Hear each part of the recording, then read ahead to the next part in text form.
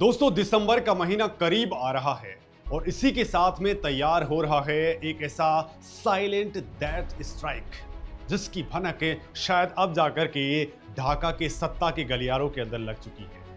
दोस्तों, क्या भारत ने फरक्का बैराज के ऊपर चुपचाप वो किल स्विच दबा दिया है जो बिना एक भी गोली चलाए पूरे के पूरे बांग्लादेश के भूगोल और इकोनॉमी को बदल करके रख सकता है?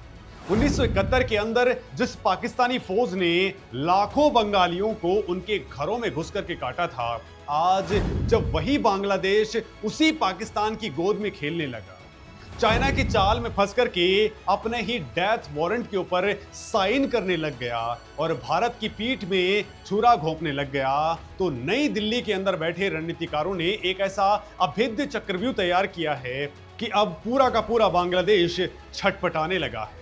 दोस्तों, सवाल ये है कि भारत उन्हें बचा क्यों नहीं रहा है?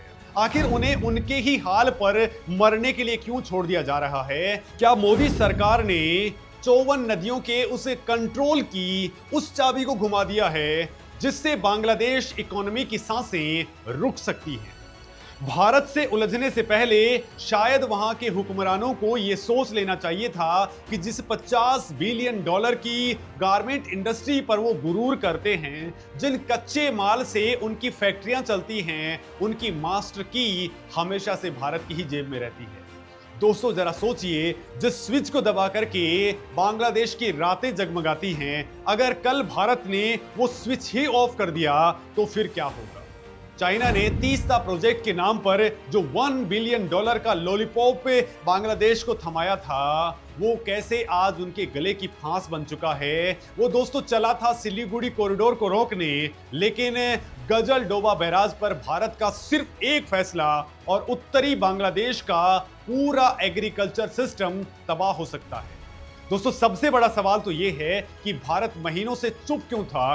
क्यों भारत ने बांग्लादेश को वो स्पेस दे दिया कि वो अपनी कब्र खुद खोद सके? और कैसे एक ही झटके के अंदर भारत ने जल, बिजली, कच्चा माल और ट्रेड की वो कमजोर नस दबा दी है, जिसके बाद में अब बांग्लादेश के सामने घुटने टेकने के अलावा कोई रास्ता नहीं बचा है। नमस्कार दोस्तों, मेरा नाम है मुकेश और दोस्तों, पर्दे के पीछे इस मामले में जो खेल चल रहा है उसे समझने के लिए आपको कूटनीति, भूगोल और इतिहास के उस डार्क रूम के अंदर चलना होगा जहां फैसले जज्बातों से नहीं, कठोर यथार्थवाद यानी कि रियलिज्म से लिए जाते हैं। दोस्तों, इस वक्त बांग्लादेश की तारिक रहमान सरकार भारत के सामने गंगा जल संधि पर बातचीत के लिए गिड़गिड़ा रही है।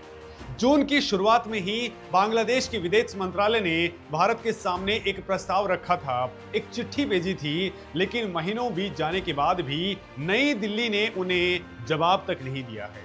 ये खामोशी कोई भूल नहीं है, ये एक कैलकुलेटेड साइलेंट स्ट्राइक है। दोस्तों, एक ऐसा सन्नाटा जो ढाका के अंदर बैठे नीति निर्माताओं की नींद उड़ा रहा है। दोनों देशों के बीच में गंगा और उसकी सहायक नदियों के पानी का बंटवारा, जो ऐतिहासिक समझौता है, वो इसी साल दिसंबर 2026 के अंदर खत्म होने वाला है। अब दोस्तों, महज कुछ ही महीने बचे हैं, लेकिन दोनों देशों के बीच में इसे आगे बढ़ाने या फिर नया ड्राफ्ट तैयार करने पर कोई सहमति नहीं बनी है। दोस्तों, इस बेचैनी को इसी बात से समझा जा सकता है कि अप्रैल में ही तारिक रहमान सरकार ने गंगा जल समझौते के ऊपर 10 सदस्यों वाली एक टेक्निकल कमेटी का गठन कर दिया था। इसके प्रमुख जो प्रधानमंत्री के आर्थिक और योजना मामलों के सलाहकार हैं, राशिल अल महमूद टिटुमीर, उन्होंने खुद media outlet the daily star से बातचीत में साफ साफ कहा है कि बांग्लादेश सिर्फ और सिर्फ भारत के जवाब का इंतजार कर रहा है, लेकिन भारत की तरफ से बैठक की कोई तारीख मुकर्रर नहीं की गई है। दोस्तों, इसी बीच घबराहट के अंदर तारिक रहमान सरकार ने 12 सदस्यों वाली ज्वाइंट रिवर कमीशन का भी पुनर्गठन कर डाला है, जिसके अध्यक्ष जल संसाधन मंत्री होंगे, ताकि किसी भी तरह से बातचीत का कोई रास्ता सुलझ सके। दोस्तों, आखिर बांग्लादेश चाहता क्या है और भारत ने अचानक ये शिकंजा क्यों कस दिया है? इसे दोस्तों समझने के लिए आपको भारत और बांग्लादेश के बीच के अंदर उस हाइड्रो हेजिमनी यानी कि जल आधिपत्य के खेल को समझना होगा, जो किसी भी परमाणु बम से ज्यादा खतरनाक है। दोस्तों, भूगोल ने भारत को एक अपर रिपेरियन स्टेट होने का प्राकृतिक वरदान दिया है। 54 नदियां भारत और बांग्लादेश के बीच में बहती हैं और इनमें से ज्यादातर भारत से होकर के ही वहां पहुंचती हैं।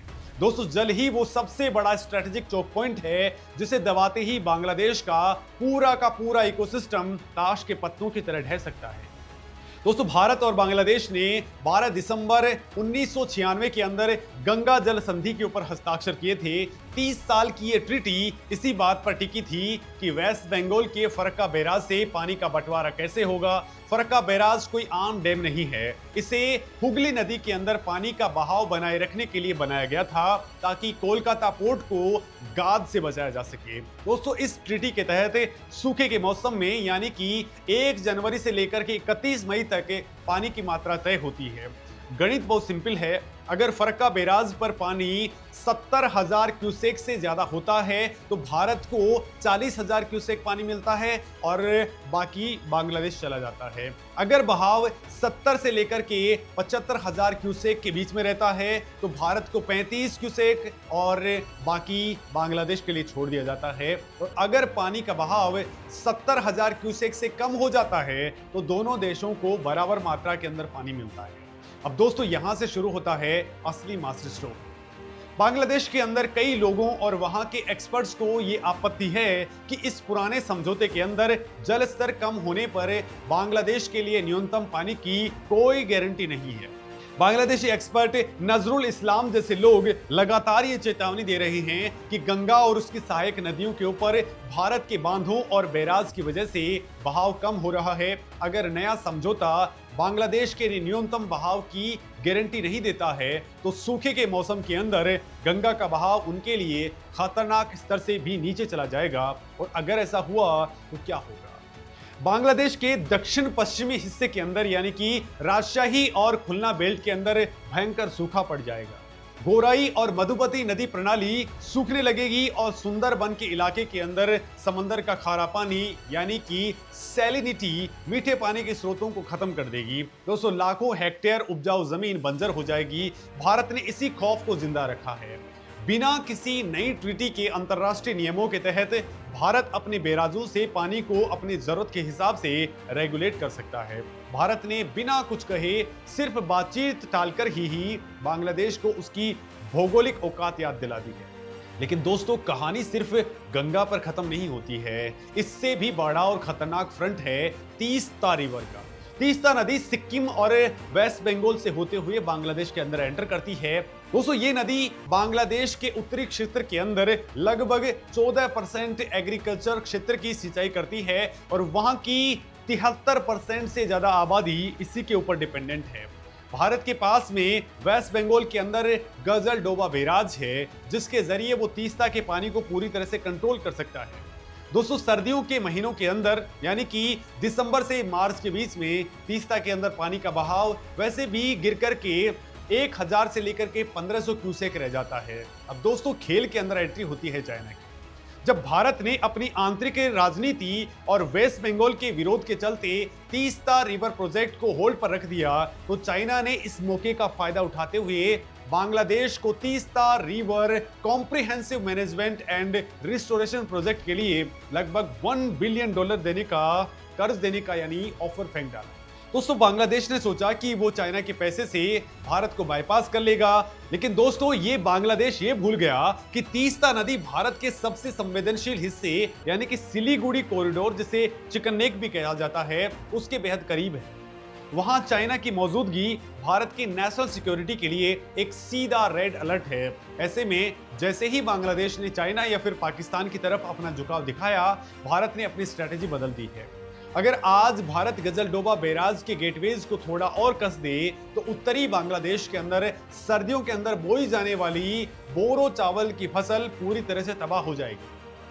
दोस्तों, पानी भारत के हाथ में है और चाइना का डॉलर उस सूखी जमीन पर चावल नहीं उगा सकता है। ये वो साइलेंट वेपन है जिसके आगे कोई भी विदेशी कर्ज काम नहीं आता है। इस वाटर वॉर से आगे बढ़े तो एक और मोर्चा है जहां भारत ने बांग्लादेश की गर्दन पूरी तरह से अपने हाथ के अंदर दबा रखी है और वो है एनर्जी डिप्लोमेसी।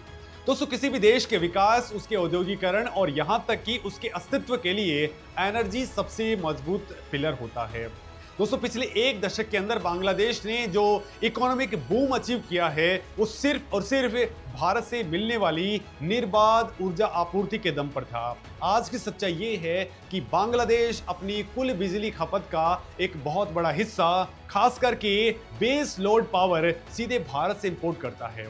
भारत अपनी क्रॉस बॉर्डर ट्रांसमिशन लाइनों जैसे कि भेरामारा, बहरामपुर और कोमिला त्रिपुरा के जरिए लगभग 1160 मेगावाट बिजली उन्हें देता है। और तो और झारखंड के गोड्डा में मौजूद अडानी पावर प्लांट का 1600 मेगावाट का जो ultra super critical power plant है उसका 1496 मेगावाट सीधे बांग्लादेश को एक्सपोर्ट किया जाता है। दोस्तों आज बांग्लादेश का अपना पावर सेक्टर भारी कर्ज और फ्यूल क्राइसिस से जूझ रहा है। डॉलर की भयंकर कमी यानी कि फॉरेक्स रिजर्व क्राइसिस के चलते उनके अपने कई पावर प्लांट गैस और कोयले की कमी से या तो बंद पड़े हैं या आधी कैपेसिटी के अंदर काम कर रहे हैं। ऐसे में अगर भारत कूटनीतिक रूप से थोड़ा सख्त हो जाए, बकाया पेमेंट का हवाला देने लग जाए जो कि करोड़ों डॉलर के अंदर पेंडिंग है, साथ ही दोस्तों बिजली की सप्लाई के अंदर जरा सी भी कटौती कर दे तो पूरे बांग्लादेश के अंदर भयंकर ब्लैकआउट छा जाएगा। इस लोड शेडिंग का सीधा असर उनकी उस गारमेंट इंडस्ट्री पर पड़ेगा जिस पर वो सबसे ज्यादा इतराते हैं। दोस्तों बिना निर्बाध बिजली के कोई भी फैक्ट्री ग्लोबल ऑर्डर्स पूरे नहीं कर सकती है। और बात सिर्फ बिजली की नहीं है, बात उस फ्यूल की भी है जिससे उनके ट्रैक्टर्स और सिंचाई पंप चलते हैं।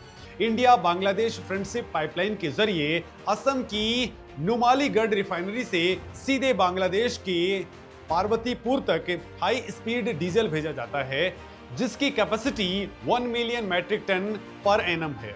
दोस्तों उत्तरी बांग्लादेश की पूरी खेती इसी डीजल पर टिकती है और अगर इस पाइपलाइन के वॉल को किसी भी तकनीक या कूटनीति के कारण से कुछ हफ्तों के लिए भी बंद कर दिया जाए तो वहां हाहाकार मच सकता है।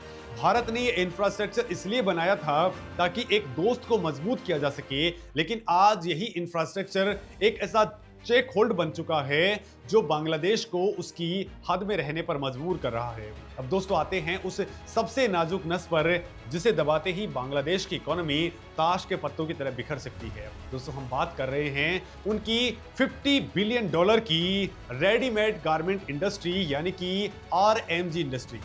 दोस्तों बांग्लादेश का पूरा एक्सपोर्ट मॉडल लगभग इसी के ऊपर टिका हुआ है। उनके कुल निर्यात का 80 से लेकर के 85% हिस्सा सिर्फ कपड़ों का है। लाखों लोग खास करके महिलाएं इसी से रोजगार पाती हैं। लेकिन दोस्तों इस चकाचौंध के पीछे का असली सच क्या है? सच ये है कि बांग्लादेश खुद कोई बहुत बड़ा कपास या फिर कॉटन उत्पादक देश नहीं है। वो अपने इस पूरे एम्पायर के लिए कच्चे माल जैसे कि यार्न, सूती कपड़े, सिंथेटिक फाइबर और भारी मशीनरी के लिए पूरी तरह से भारत के ऊपर डिपेंडेंट है। भारत से बांग्लादेश को होने वाले कुल एक्सपोर्ट के अंदर एक बहुत बड़ा चंक इसी कच्चे माल का होता है। भौगोलिक रूप से दोनों देश इतने करीब हैं कि भारत से माल ट्रकों या फिर मालगाड़ियों के अंदर लद करके कुछ ही घंटों या फिर दिनों के अंदर ढाका की फैक्ट्रीज तक पहुंच जाता है। और इसी स्पीड और कम ट्रांसपोर्टेशन कॉस्ट की वजह से बांग्लादेशी गारमेंट ग्लोबल मार्केट के अंदर प्राइस कॉम्पिटिटिव बने रहते हैं। अब दोस्तों इमेजिन कीजिए कि अगर भारत एक छोटा सा नॉन टैरिफ बैरियर लगा दे, अगर दोस्तों पेट्रापोल, बेनापोल लैंड पोर्ट के ऊपर कस्टम क्लियरेंस की प्रोसेस को किसी भी सुरक्षा कारण का हवाला देकर के धीमा कर दिया जाए या फिर कॉटन और यार्न के एक्सपोर्ट के ऊपर कोई डोमेस्टिक कोटा लगा दिया जाए तो क्या होगा? अगर उन्हें यही कच्चा माल चाइना या फिर ब्राजील से शिपिंग के जरिए मंगाना पड़े तो लॉजिस्टिक कॉस्ट इतनी ज़्यादा बढ़ जाएगी कि उनके कपड़े दुनिया के बाजार में महंगे हो जाएंगे और उनका पूरा एक्सपोर्ट मॉडल कोलैप्स हो जाएगा। तो भारत का एक छोटा सा प्रशासनिक फैसला वहां रातों रात लाखों लोगों की छटनी करवा सकता है। इसके अलावा आम बांग्लादेशी की थाली भी भारत की ही मोहताज है। प्याज हो, गेहूं हो, चीनी हो, लहसुन हो, अदरक या फिर दालों के लिए वो पूरी तरह से भारत की सप्लाई चेन पर डिपेंडेंट है। दोस्तों इतिहास गवाह है कि जब भी भारत ने अपनी घरेलू महंगाई को कंट्रोल करने के लिए प्याज या फिर गेहूं के एक्सपोर्ट पर बैन लगाया है तो ढाका के बाजारों के अंदर प्याज के दाम 200 से 300 टका प्रति किलो तक पहुंच गए। फूड इन्फ्लेशन यानी कि खाद्य मुद्रास्फीति किसी भी देश के अंदर दंगे भड़काने और सरकारें गिराने के लिए काफी होती है। दोस्तों भारत अपनी नेबरहुड फर्स्ट पॉलिसी के तहत उन्हें जो स्पेशल फूड कोटा देता है, अगर कूटनीतिक तनाव के चलते उसे सस्पेंड कर दिया जाए तो वहां भुखमरी और सिविल अनरेस्ट की स्थिति पैदा हो जाएगी। और दोस्तों ये होगा तो वहां माहौल बिगड़ते हुए देर नहीं लगेगी। लेकिन दोस्तों इन सब आंकड़ों और इकोनॉमी के खेल से भी बड़ा एक ऐतिहासिक सच है जिसे आज का बांग्लादेश भूल चुका है, और यही उनकी सबसे बड़ी भूल है। बात 1971 की है। 25 मार्च 1971 को जब पाकिस्तानी सेना ने ऑपरेशन सर्च लाइट स्टार्ट किया था तो उनका इकलौता मकसद पूर्वी पाकिस्तान की बंगाली पहचान को जड़ से मिटा देना था। इंडिपेंडेंट रिसर्चर्स का डेटा बताता है कि उस दौरान लगभग 3 मिलियन यानी कि 30 लाख बंगाली मारे गए थे। पाकिस्तानी फौज ने रजाकार और अल बद्र जैसे अपने लोकल पाले हुए आतंकियों के साथ मिलकर के चुन चुन करके बंगाली हिंदुओं और उन बंगाली मुसलमानों का कत्लेआम किया था जो खुद को पाकिस्तानियों से अलग मानते थे।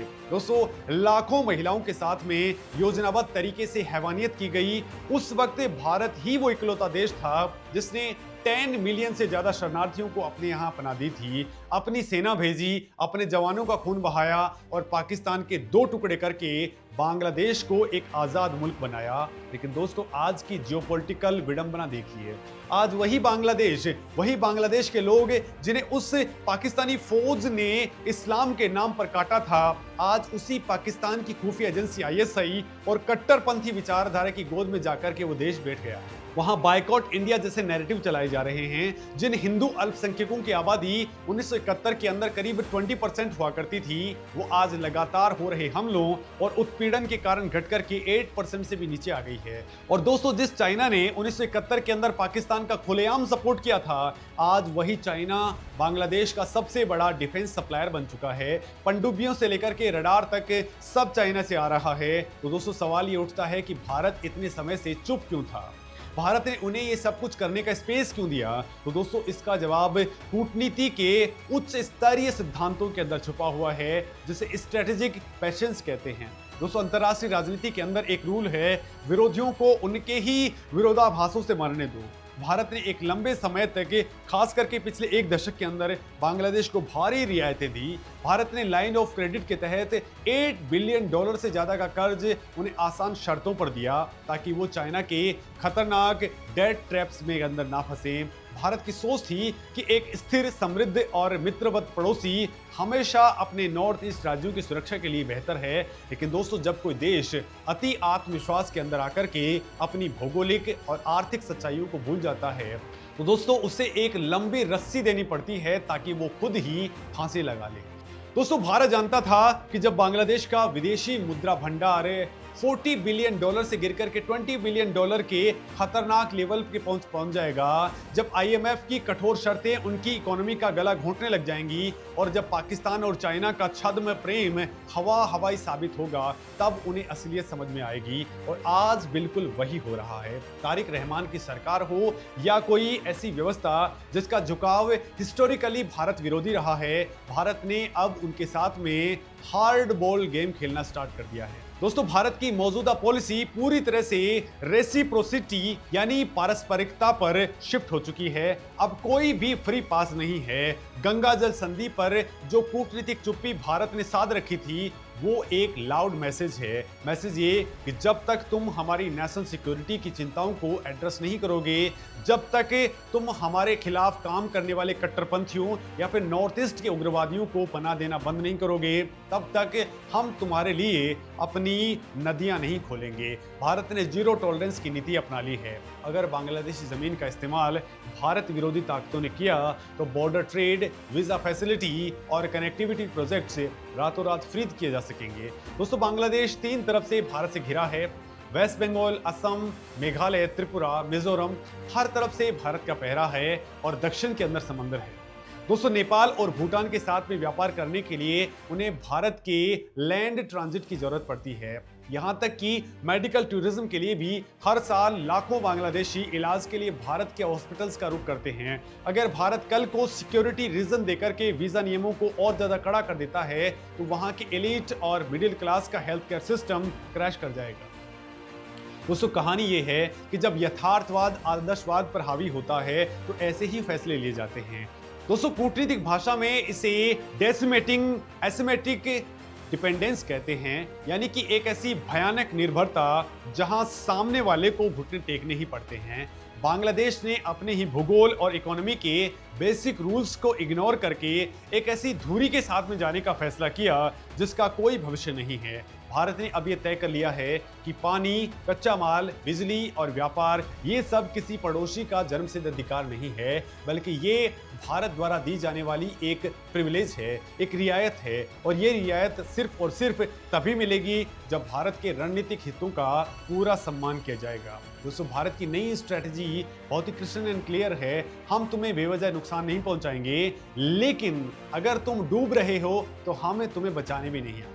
जैसे ही भारत ने इन दबाव बिंदु के ऊपर अपनी पकड़ मजबूत की है, ढाका की पूरी इकोनॉमी हिल चुकी है और तारिक रहमान छटपटा रहे हैं। यानी कल तक शेख हसीना के मुद्दे पर जो बौखला करके कह रहे थे कि हम जी ये चाहते हैं कि भारत मित्रवत व्यवहार करे, लेकिन अगर वो ऐसा नहीं करता है तो हम भी नहीं करेंगे, तो अब 2 दिन भी नहीं हुए हैं वो पूरी तरह से घुटनों पे आ चुके हैं। क्योंकि जो पॉइंट्स मैंने बताए हैं, भारत अगर एक भी पॉइंट के ऊपर हाथ रख देता है तो पूरा बांग्लादेश तबाह हो सकता है। दोस्तों अब इस पूरे मामले पर आप क्या कुछ सोचते हैं, कमेंट में अपनी बात जरूर रखें। नमस्कार।